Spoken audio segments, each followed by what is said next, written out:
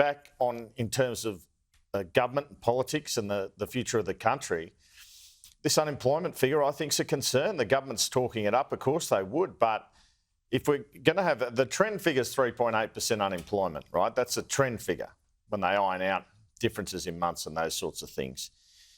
That's not high enough to get inflation between 2 and 3%, most economists would tell you, which means that's not high enough, even while hundreds of thousands of people are moving into this country, mostly on temporary visas, and that number continues to rise.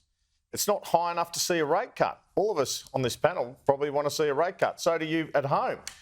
And I'm starting to think, before today, I thought we're going to get one at the end of the year. I'm starting to think we're not. All right, I've got a different take on that, but we'll thrash that out. Well, that's unusual, isn't it? Trudy, what about you? I'll break up your fight later. A confirmation from the Prime Minister right at the end there that we will see a visit from China Premier Li here to Australia later in the year. The rough date that had been spoken about behind the scenes is sometime in June or July. As the PM said at the end of question time, he's accepted the trip, but the date of this still to be confirmed. So we go from Foreign Minister to Premier. And Kieran? You know, there are rare moments in this place where we're reminded of our humanity, about the shared humanity across the political divide, and we saw it today.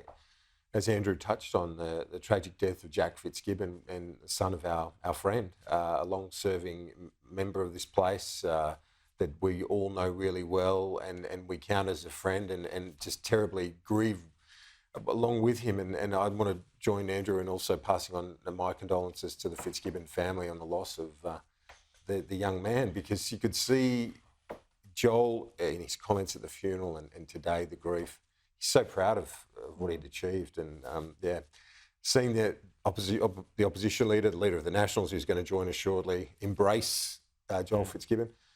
I just thought the common humanity was on show today. And it's not always the case in this place. As you know, it's a robust place. It's a place where it's a contest of ideas and people are battling for their careers and their party.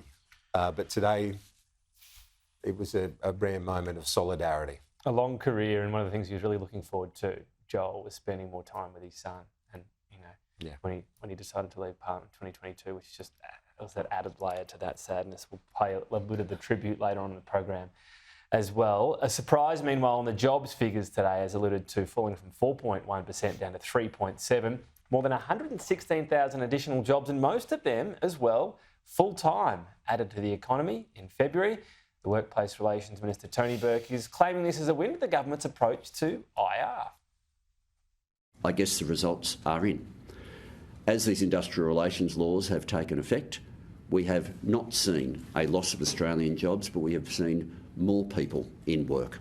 We have continued to see more people in secure work, and we have, at the same time as inflation is moderating, seen real wages over the last 3 quarters start to rise again. Where I disagree with you, Andrew, is not necessarily does this delay a bit of a rate cut, but that I just think unemployment being low is always inherently good news for a government. When we talk about the soft landing, the biggest issue is, can we keep that unemployment low? Because it got so low during COVID. It will bounce around a bit. I think it'll go up and, maybe it pushes back a rate cut. But I just think it's never a bad thing, especially for a Labor government, to have a low unemployment rate. So overall, I think it's positive news, even if it pushes it back. But it means there's not enough workers, and that drives up inflation, and inflation's bad news. So, I disagree with you. I mean, I know it sounds crazy to say low unemployment's bad news, but it kind of is.